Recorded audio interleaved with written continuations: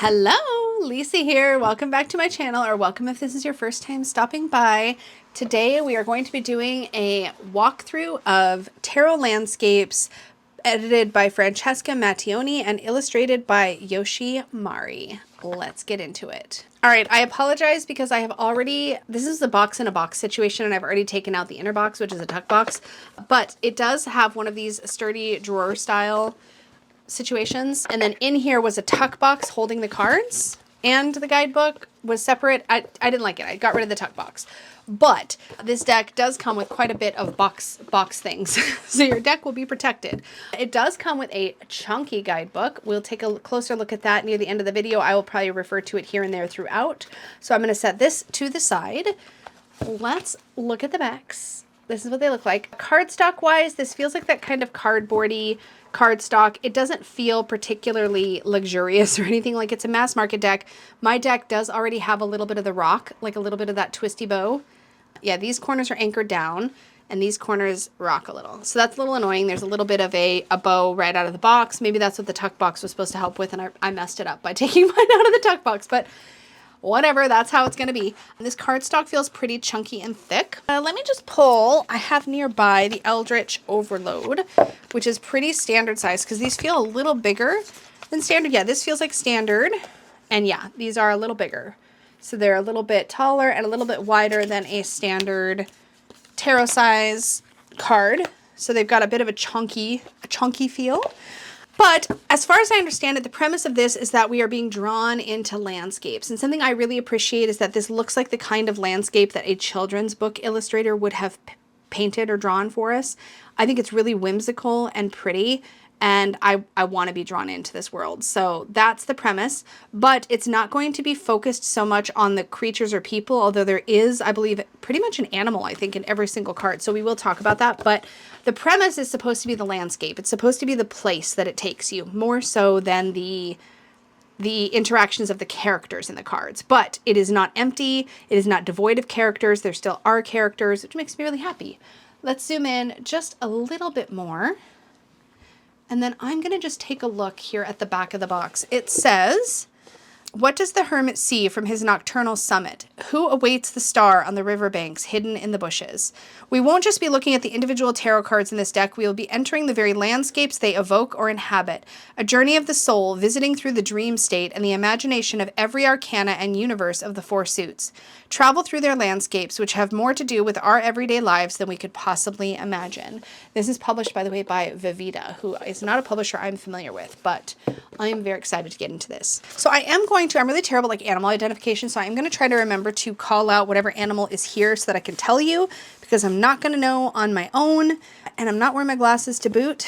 Again, I don't think the animals are the point, but I thought I would mention it. So here it is a puppy. So we have a fool, we have a fool. We have the fool card here, and we've got all of these like clouds, and to me clouds are like uncertainty and like shadows and like the unknown. And then we have this beautiful rainbow arcing off and this like long shadow, so you know the sun is kind of just coming up, and there's this energy of like new beginnings and new horizons, and the exuberance of this little puppy. Yes, I'm loving all of the vibes of this for the fool. Next we have the magician. What I think is really cool about this is this immediately makes me think of like a lot of esoteric stuff. Actually, it makes me think of the tree of life, the idea that the magician is drawing from above and bringing it down below. We have this really high perspective. We can kind of see all of this stuff around. Okay, the bird doesn't say what kind. No, I don't think it's, oh wait. No, it just talks about stretching out your arms, your wings, and branches. Reality is a matter of perspective and narrative. I think that to me, this is about like taking a top-down approach, taking what is possible and making it reality. That's what this high-up perspective makes me think of in the magician. Here we have the high priestess, and there's this invitation, I think, to get quiet and to go within in this still space. We have an owl up top. We have this beautiful like moon peeking out. We have the sparkling water in the waterfall. This to me feels like such a high priestess place. And this is perfection to me for the Empress. Like it's lush, it's golden. We have a deer, y'all know. I think that's deer. Please tell me I'm not wrong. Oh my gosh, it's not going to be really easy to find the animal reference here because again, that's not the point. I'm not going to try too hard, but I'm pretty sure there's a deer way in the background. This reminds me a little bit of where Mystic in the Unicorn's Journey Tarot goes. I feel like I'm going to that place and getting to hang out there. Really beautiful, really beautiful. Love it. Next, we have the Emperor, and this is so perfect to me because this is structure and stability and authority. There's like a spider, I think, up here. Again, I'm not going to try to like scan the card to figure it out because it's not highlighting the animal. I think it's mentioned and it's kind of pulled into the narrative. We'll read a sample card later and you'll see what I mean. But to me, the Emperor being this like skyscraper, classic. Like if I was to think of a city that feels like the Emperor, it's like New York, you know, or like Los Angeles or something. But cities have that very Emperor-like vibe.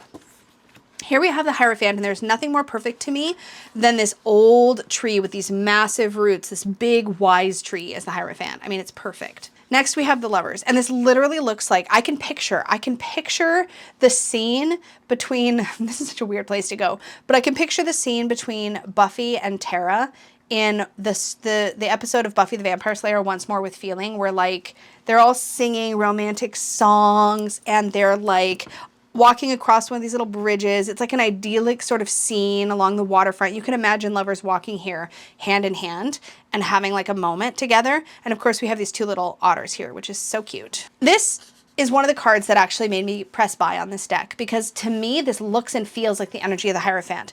Like you're literally in the middle of this road down this long tunnel arched over with these beautiful trees and you're heading towards that destination. And that destination is what you're keeping your eyes fixated on, that goal. It's kind of like you look ahead of yourself and that's how you drive straight. That's what that makes me think of. And whether you're driving, walking, riding a horse, a bicycle, you're having the same experience, right? You're focused on where you're trying to get to, and that's where you're keeping your vision. And this bird flying down with the shadow here shows us that trajectory and kind of draws the eye down this sort of tunnel of trees towards this opening in the distance. And I think it's brilliant. Here we have the Strength card, and it looks to me like maybe a little bird has gotten itself stuck in some berry bushes. Yeah, the landscape of strength is not imposing at all. On the contrary, it offers stubborn, minimal resistance. Oh, it's mostly focusing here on the wild brambles and the way that they resist against the city, right? No matter how tough the environment, these raspberry, blackberry, blueberry bushes, etc., well, okay, it makes me think of raspberries, so I'm going to just stick there for a second. Raspberries will literally take over anything. They can be quite invasive, right? Raspberries and blackberries. And so this is what this makes me think of, is the raspberries will find a way, no matter how densely populated the city, they will find a way, believe me. That's what it makes me think of. This hermit is just so gorgeous. Like we can see the getaway here. I think that's a wolf up there. What does it say? Yeah. Dreams dance in the hermit's cave next to the old wolf companion to remind you that you are more than what you appear. Ancient stories whisper of the mystery of life, showing ancestors and strangers, animals and plants, a centuries-old knowledge that is revived in your search for meaning. The guidebook is written really beautiful. You're going to get a taste of that in a little bit. The Wheel of Fortune being like the look of a galaxy, yes. The great cosmos, the great rhythms of life, the cycles and the patterns, and everything is in that pattern. We are a part of it. Justice. Water. To me, this is about water carving its way through any landscape to make its own way, to make its path. But I'm curious what it says here. Oh, it's a salmon. Of course it is. What is right, asks the salmon as it swims upstream to spawn. Or perhaps it is the water itself muttering the question in its swirls of foam and debris as it aids and hinders the fish on its journey. The landscape of justice is both conflict and balance together. It invites you to swim upstream for your loved ones and dreams, all the while knowing that finally the main current of existence will get the better of you, whether you reach the shore or not. More than any other arcana, justice is written as in the landscape and in the bodies of those who live there. It is the tendency toward good, understood as an emotional bond, generosity, and compassion, but is also a vast and silent goodness. Interesting. It's talking about retributive justice, truth, or dishonesty and corruption. Interesting. To me, it's kind of like swimming upstream for the greater good is kind of the vibe here, which is a really cool take. Next, we have the Hanged Man, and we have these beautiful fish under the sea. A village appears submerged in the landscape, perfectly preserved and perhaps still inhabited by our fellow beings who left their gills to grow in place of lungs. A school of goldfish surrounds it, marking a circle, a spiral path by which to descend into this fairy tale world. I mean, this is written so beautifully. What the heck? Oh my gosh, I just want to sit here and just pour over the guidebook. Okay, death. I mean, this is a lot, right? It's kind of like sometimes things are inevitable. Like we think we're going to make it and then we don't here. I don't know. It seems very grim with the little turtle trying to make it and it's called death and there's a sequel and it's about to eat it. And like, I don't like it. The Arcana of Death is never a definitive end to something, but rather a critical stage of transformation that appears at least once in everyone's journey. I mean, here the premise could totally be that the shell, the turtle had to basically die as an egg in order to be reborn as a turtle, in a sense, right? We have to leave behind something to step into something new. It didn't have to go all grim like I took it. Jeez, Lisa. Anyways, here we have Temperance. This also reminds me of Unicorn's Journey Tarot a little bit. The sipping by the still stream, the moment for pause and reflection, the moment to rebalance and moderate. Love it. I also love this Devil card. It's that whole facing our fear, walking through the shadow.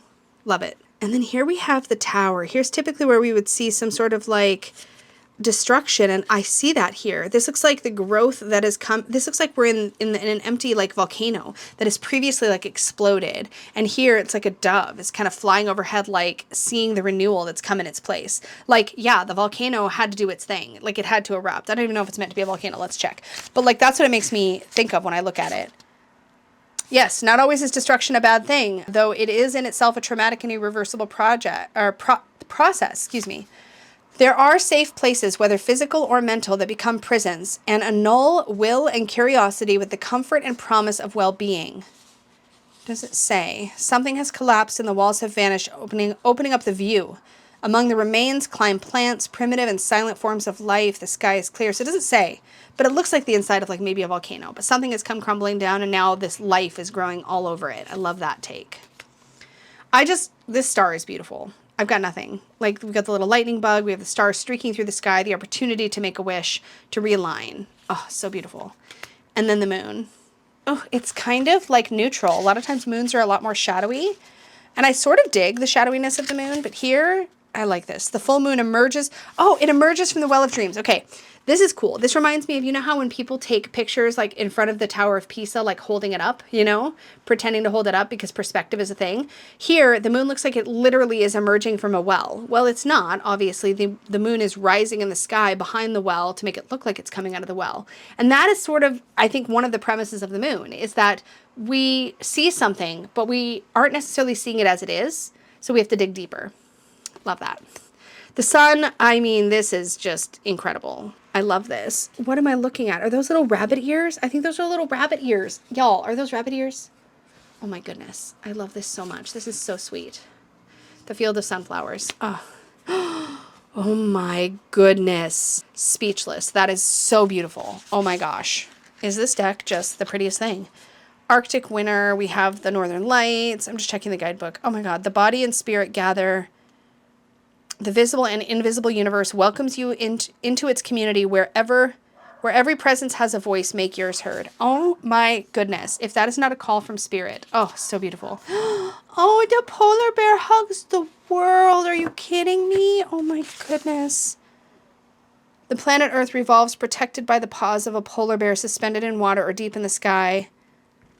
Who holds the fate of our destiny? How does it bind us to others? This arcana opens up an ecological reflection in the purest sense of the term. You can rethink the entire system of your relationships and give a new meaning to distances. There's a dog barking outside. I'm so sorry. In the world, everything comes together and competes to start over. Stretch your view to the remote spaces of existence. Y'all, this book is written so well. It's so evocative. I love it. Okay. So that was the majors. Blown away. Loving this more than I thought I would. I'm not going to lie. I got it because I thought it was beautiful. And because decks that are focused on landscape are not very common. And I wanted to see if this one could hold up. And oh my gosh, I am honestly blown away. I was not expecting to love the guidebook as much as I do either. So that's incredible. Let's take a look at the suits. So it has us in swords first for some reason. I don't know why. I'm a purist. I like to go wands, cups, swords, pentacles, but whatevs. We'll roll with it. So we have swords. I saw this, I think when I first showed this deck. So I showed the deck briefly when I do my recent deck roundup, and I saw this and I was like, oh my gosh, it's so perfect. Because the Ace of Swords is about like truth being revealed, but there's always more layers to dig into. And so it's like, we can't ignore the fact that we can see this iceberg. It's right in front of us. Like, we know it's there. That's the truth. But there's also more. There's also more. So I love that. This Two of Swords, oh, kind of what to do. The ice underneath them is cracking, but that water looks cold, but also looks like there might be a storm rolling in. So what's a little bird to do? Stay on the ground? Risk the water, take to the sky. It sort of feels like a bit of a trap. Like nothing seems like a good idea. Oh, that's heartbreaking. The Three of Swords, the melting ice caps. That actually makes me want to cry. Why the red underneath? Is that like specifically meant to show heat? That is heartbreaking. Ice cracks where it should resist. Yeah, a polar bear wanders across a large slab while the sea turns red with the blood of its prey. Oh, he had a snack. Sometimes you have to kill to survive, one life becoming the sustenance for another. All is ferocity and resistance, but how do you deal with the challenges of the climate in a territory that is changing too quickly? This is a good point, because a lot of times when we're in a Three of Swords, I mean, just to take it off literal for a second, when we're in a Three of Swords experience, we often feel like our choices have been taken from us. We're really stuck and we're hurt and we're like, what do we do now? But at some point you have to kind of look around and go, okay, I need to be resourceful. I need to figure out how I'm going to get through. How am I going to learn from this? How am I going to grow from it?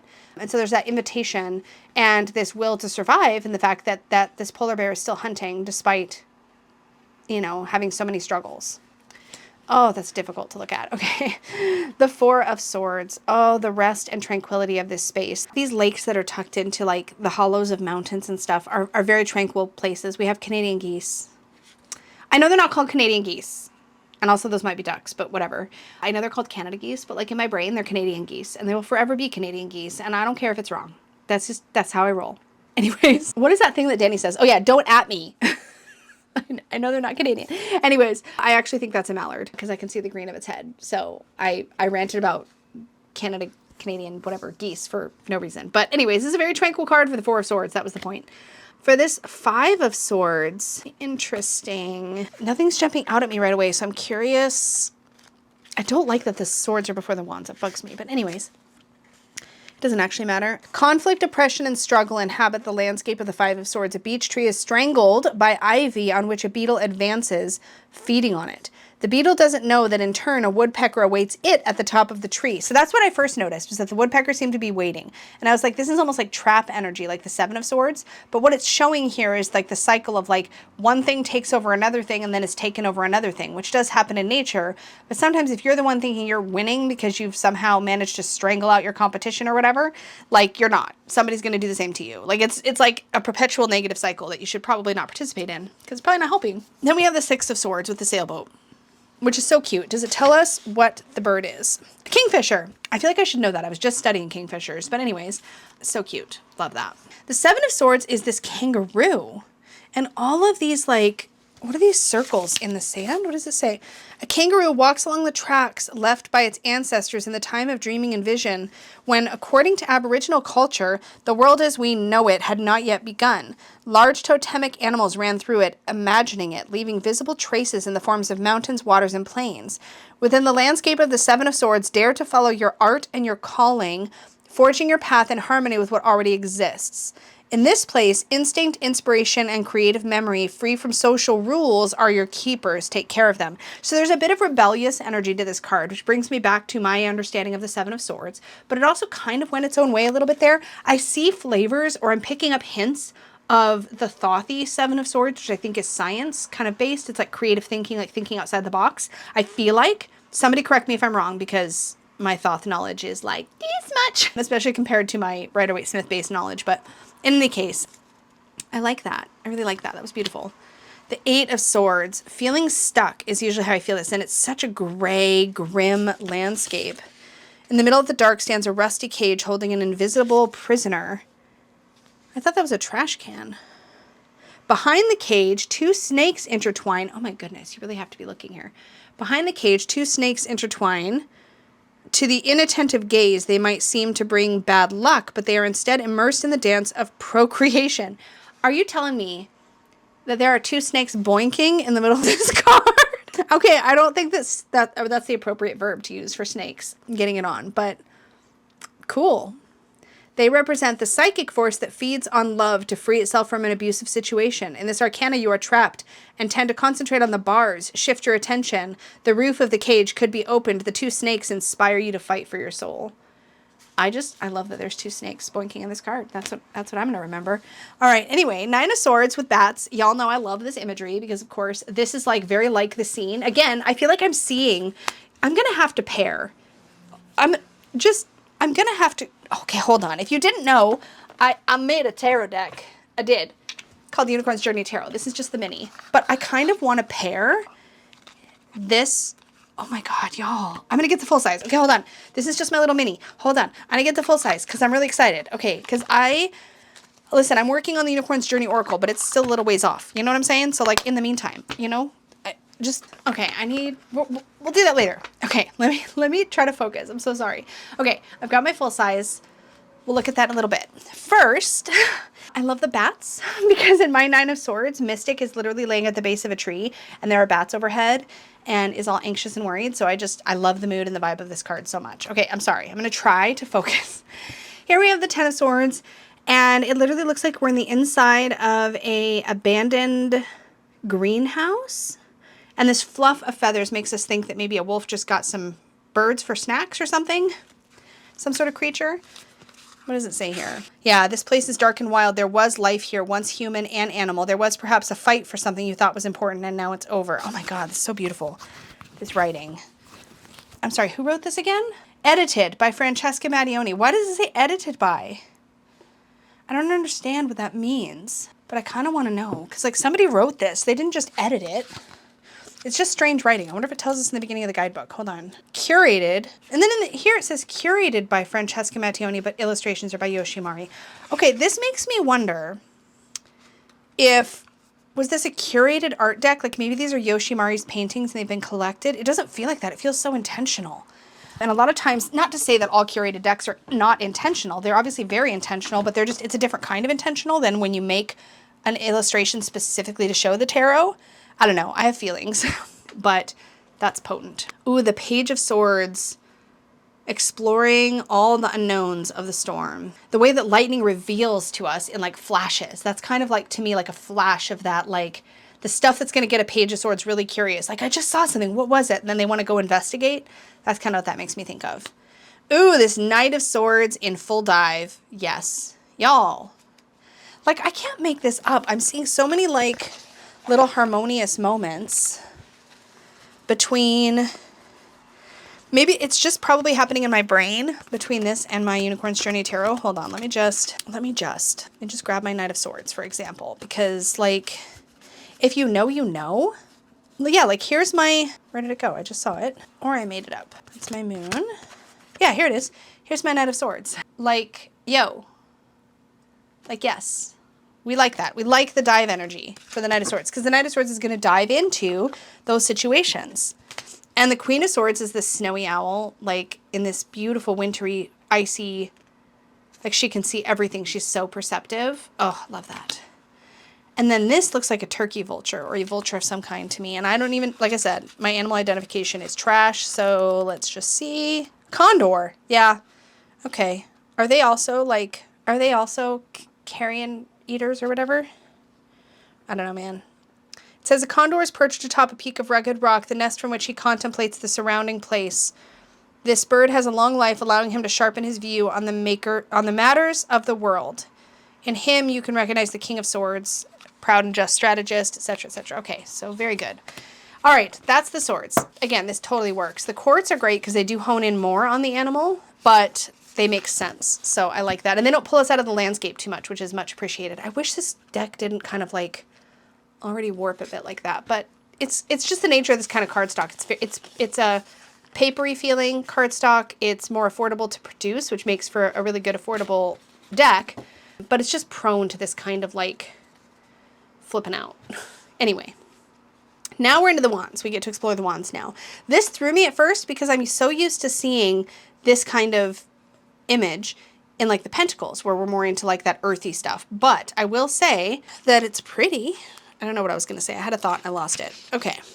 In the center of the flower meadow, you can count the circles of a tree trunk that has just come to the end of its first life. Each circle corresponds to 1 year, and from their shape and arrangement, you can estimate how prosperous seasons alternated with dry or stormy seasons. What was once a tree still has many stories to tell. The Ace of Wands is the power of fire and creation, which rapidly transforms everything. Feed on the stories. That's interesting. I don't know that I would have chosen it for the Ace of Wands, but the idea of feeding on the stories and letting the stories inspire you, letting the history inspire you, it 100% makes sense. Visually, it takes a second. I think you really need to sit with the words for that to track, but I like it. Okay, Two of Wands, I love everything about this. I love the archway. I love that it opens up into a landscape of possibility. I love the little butterfly. It's gorgeous. The roses. And this, amazing. The campfire gives us the idea that we're out on a journey. We're hiking or we're traveling or we're camping or something. But we're in the midst of the journey. We're not just like thinking about it. Like we're thinking about it or considering it here. But here we've ventured out. Love that. In the Four of Wands, this is great too because it shows a harvest, right? The wheat has been bundled up, or the hay or whatever has been bundled up and is being prepared to be collected. So we're partway through the work of the season. We're not all the way done. There might be another round of this to come. I'm not entirely sure if I know how hay collecting works, but that's what I would imagine. And that's kind of, yeah, the work in the fields is over. Golden haystacks are huddled in the last sunlight. The oxen rest among the trees and big clouds lightly pass over them. There's a sense of well-being and satisfaction. The daily celebration of living. Yeah, good stuff. Like it. Next we have the Five of Wands, and I'm really excited to see. I feel like this is one that I like hesitated over in the, maybe I looked at this in recent deck roundup. Now I can't remember. It's familiar. Okay, it's autumn and large burrs fall from a chestnut tree, ready to open and present their fruit. If you've never seen these, they're actually really cool. They're in my region we see these fall, and they look like these big spiky balls. But the critters go in and they like crack them open and they get the chestnuts out. So it says, a badger advances slowly and tenaciously. He scans the ground, being careful not to prick himself while looking for food. It says, within the landscape of the Five of Wands, you can find great wealth accompanied by obstacles and difficulties. To enjoy the fruit, you must avoid the prickles of the burrs, and yet it is thanks to them that the fruit is ripe. In other words, without the prickles, without the burrs that protect the chestnuts, they wouldn't be able to make it all the way to ripeness because they'd be eaten by birds. They wouldn't fall ripe to the ground. So it's kind of like, yeah, you need to be a little prickly sometimes to get through, but all right. Now we have the Six of Wands. This is a card about success, recognition. Within the landscape of the Six of Wands, you are welcomed into the native place, wherever it is. You are aware of your worth and it is recognized. You receive sincere praise and warm affection. Your merits bring joy and trust to yourself and others. Gosh, I would really love to know, curated by, I wonder if this is, does anybody know this Yoshimari? Like I said, I wonder if this was a curated art deck. I don't know. I'm so curious. Here we have the Seven of Wands. This is often a card about being on the high ground, about sort of being willing to walk your own path, stand up for yourself, etc. I love this. I love the eclipse. Oh, that Eight of Wands with fireworks. Fireworks explode in the night sky. A message is delivered to you. A new way opens up for your dreams. Everything you would hope for comes true suddenly like a festive explosion. A powerful beat of the heart. Seize the moment. Now, seize the moment is definitely the vibe, I think, of the Eight of Wands. I like that. For the Nine of Wands, there's just this stillness. This feels like calm before the storm almost energy. Night sky is gloomy and starless. You've already tried many things and suffered disappointment or defeat. Do not get bitter or give in to victimhood, as not everything is lost. It's like sort of like a dark night of the soul moment, which makes sense for the Nine of Swords a lot, actually. I hadn't really thought of it through that context, but that makes a lot of sense. It's like it's always darkest before the dawn moment. That's definitely the vibe of the Nine of Wands. I might have said swords, but I meant wands. Here we have the Ten of Wands. We have that like heaviness, the burden, the weight of it all. There's like this big wing here. Along a road in the hills, a lonely donkey frees herself from the cart. Oh, it's a donkey. Oh my God. Which has already lost a large part of its load of hay. I wish we could see the cart here. It's like the cart's rolled off. The hay is like on the ground. A celestial creature watches over her, protecting her. Its wings appear in the top of the landscape. Within the landscape of the Ten of Wands, you learn the limits of your sense of responsibility. You can't carry every burden. To continue, you must leave something behind. You must forget. The road requires lightness, just like the wings of joy sprouting for those who are already light. Oh my gosh, this is so beautiful. I cannot. Okay, Page of Wands. I love it. The Knight of Wands. Oh, yes. Love that. The Queen of Wands. It's like a little fox burrowed down deep in its little hole. Oh my God, it's so cute. Is that a fox? Please tell me it's a fox. Yes, it's a fox. Okay. Phew. And then look at this white tiger as the King of Wands. That's amazing. I love it. All right, Cups is my favorite suit. So I will probably have opinions, as if I haven't this whole time. We have this gorgeous oasis or pond in the middle of what is a very dry, grassy landscape. Perfection. This whole scene is just beautiful. The Two of... Is that a unicorn? Did I know about this? So Tara of Tara's Cozy told me about this deck. I don't remember. Maybe she did tell me there's a unicorn. Maybe I'm dumb. Maybe that's why I bought it. I don't remember. I have the memory of a freaking goldfish, y'all. I say it all the time, but it's so true. Okay, so 2 underground streams wind their way up into the light that filters magically between stalactites and stalagmites. They meet in a fresh and clear pool to quench the thirst of the best known mythical creature in the world, a white unicorn. Welp, I'm out, y'all. I'm out. That is freaking beautiful. So the Two of Cups, you see these 2 streams are combining into this pool. There's a lot of symbology here, but I am obsessed. This is gorgeous. Man, if this was linen, okay, anyways, I'm sorry. Me wishing everything was linen isn't fair because not everybody else likes linen the way I like linen. But here we are. I love this. We have the 3 of Cups and we have these 3 streams all coming down to combine their energy down below. That's all the symbology I need for the 3 of Cups and I love it. The 4 of Cups, we have stagnation. We also have possibilities for growth out of stagnation. In my view, I'm not going to even read the book yet on this one because in my view, this is going to be like that stagnant pond that like still has opportunities for growth in life and to be revived. It just has to like get some movement going, some change. And this looks like a stork coming in. So, or going out. It's a stork going out, which heralds that change that is needed in order to shake things up, shake up the reverie a little bit. Then we have the 5 of Cups. This is often a card of grief, of loss. We have this like cracked well, but healing is nearby. That big grandmother willow tree is just there to comfort you. You just have to like go to it. Oh God, I love this so much. The 6 of Cups. We have sort of the accoutrements of a childhood, long forgotten perhaps. The rope swing here, the abandoned little toy cart with blocks or toys in it, the pumpkin patch. I love this. The 7 of Cups has us in this underwater wonderland. All of this color. Oh, the 8 of Cups with the train tracks. Sometimes it's time to just move on. There we go. The 9 of Cups. Wishes fulfilled for the creatures that need this oasis here in the middle of the desert. Beautiful. And then the 10 of Cups. How adorable is this? It's like a cat and it's like little partner. It's partner kitty. Is that even another kitty? Who knows? I can't tell from this angle. I like that it's a little ambiguous though. I kind of like that that's not the focus. It's like there's 2 creatures side by side looking into this pond that has formed a bit of a rainbow. It's like a puddle. It looks like it's maybe rained and the clouds are clearing. The sunlight is shining down. There's like rainbow reflected in the water. Just beautiful. Our Page of Cups is a little, oh gosh, what kind of fish is that? I know it. It's flounder. That's who it is. I don't know. What is a Page of Cups? What kind of fish? I know it. It's like, it's not a clownfish, is it? Butterfly fish. That's close enough. It's a butterfly fish. How cute is that? Our Knight of Cups is a ray, like a manta ray. I love that. Queen of Cups. Oh my gosh. Okay, first of all, hold on. That looks like a whale, but that'd be a really big funnel. An extraordinary tornado leads into the abyss of the ocean. A beluga goes with the flow, almost as if they were the very center from which the whirlpool originated. Yep, she is the Queen of Cups, mistress of primordial feelings, spiritual healing, and compassion. Oh my gosh. The King of Cups as the octopus is fan-frickin-tastic. I wish we could see its 8th tentacle, though. It's behind it, I'm sure. But I only see 7, and that's annoying. Anyway, but love the King of Cups.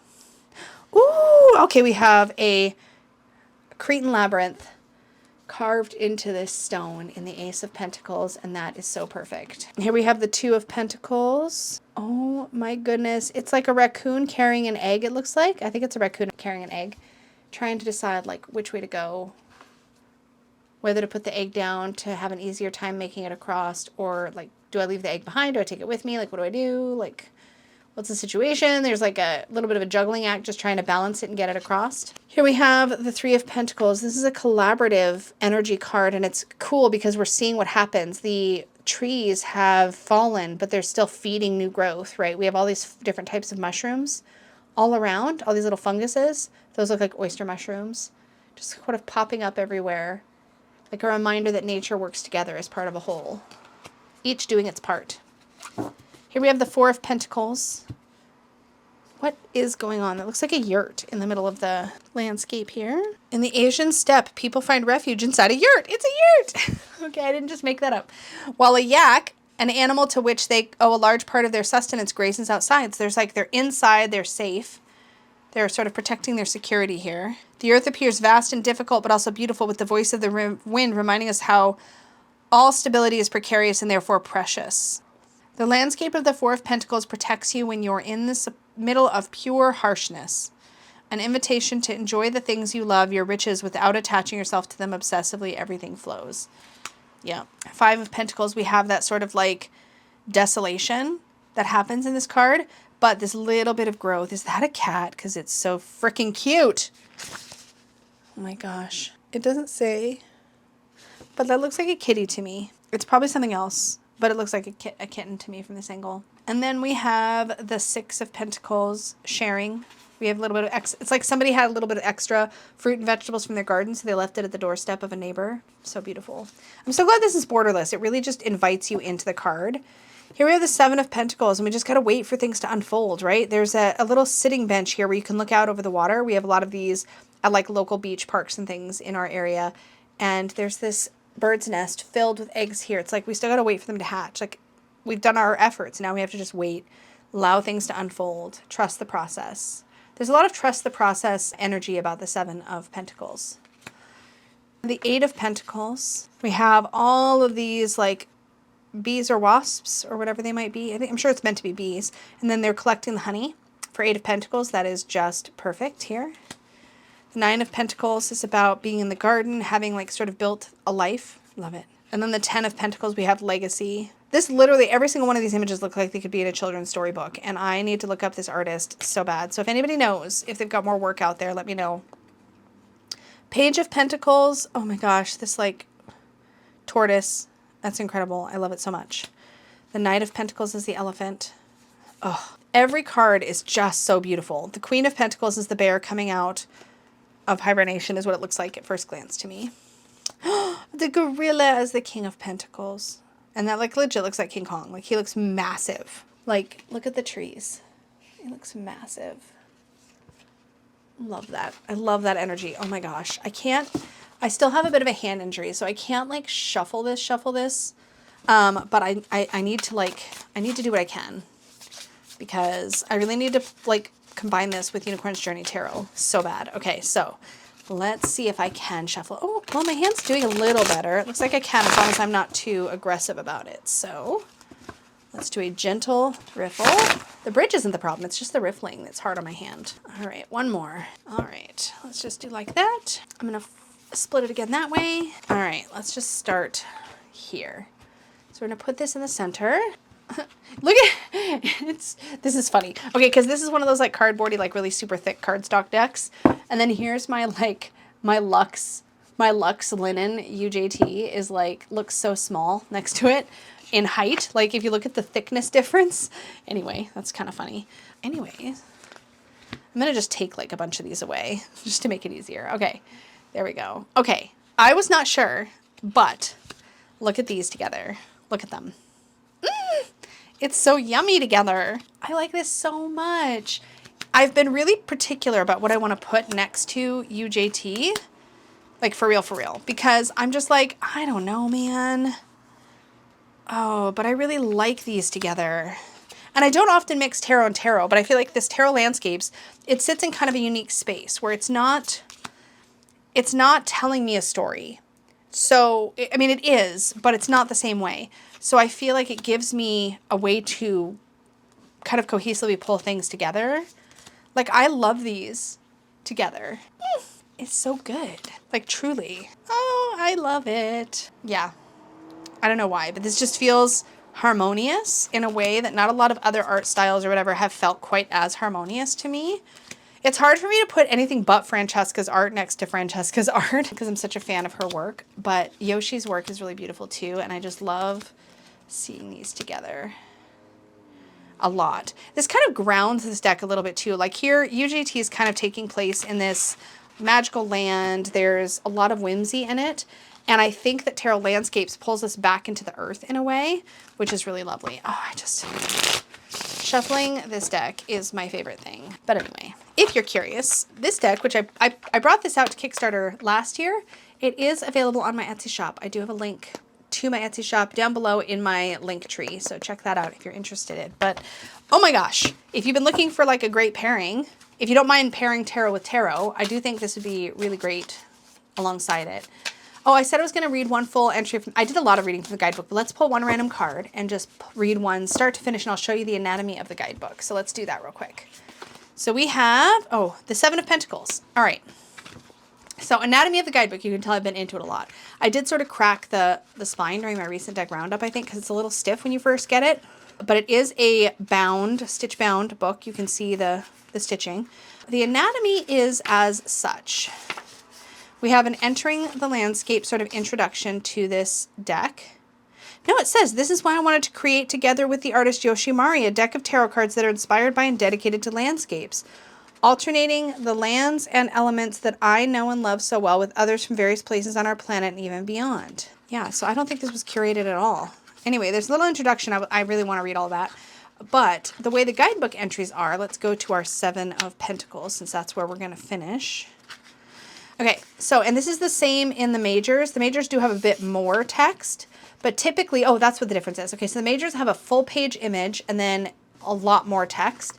The minors have a thumbnail image and a shorter amount of text, but they all, majors and minors, have this section at the bottom that says positive and negative. So it's not upright or reversed, it's just two polarities, and you can work those polarities into your reading in whatever way works for you. So here, for the Seven of Pentacles, is what the guidebook says. This place already exists or has yet to come true. When you get here, you stand and wait for what can be born. Mysterious eggs are about to hatch in the nest among the branches. In front of you and under the rock, the sea opens up. There is a bench where you can sit, admire, and comprehend. In the Seven of Pentacles, you have already made important choices, worked, met something or someone special. Respect the weather, which holds all the answers, as well as the life cycles and their perfect mode of blending and bearing fruit. Positive are productive waiting and collection. Negative is incompleteness and lack of commitment.